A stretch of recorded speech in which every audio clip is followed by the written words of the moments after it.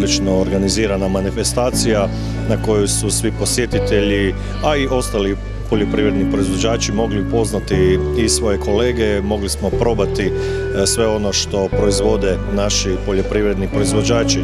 To je apsolutno pozitivno, poticajno za sve koji su ovdje u tome i čim se bave, koji se bave s poljoprivredom, proizvođače domaće, pogotovo tu naše lokalne i Varaždinska županija. Prema tome, u svakom slučaju blagonaklono se gleda na to.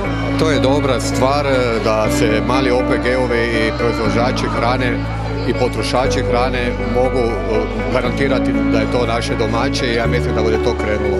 To je jako dobra zamisao i time se možemo dati vidjeti, da ljudi vide šta mi proizvodimo i tako možemo plasirati svoje proizvode. Hrvatska poljoprivredna agencija je, razvijajući neobvezni sustav označavanja jaja s hrvatskih farmi, razvila i internetsku aplikaciju koja se nalazi na našim web stranicama i putem koje se mogu dobiti informacije o proizvedenom jajetu i to na način da se u aplikaciju ukuca brojčano slovna oznaka iz koje se mogu dobiti informacije o farmi s koje potječe to jaje s jedne strane i s druge strane uvjeti u kojima se odvijala proizvodnja.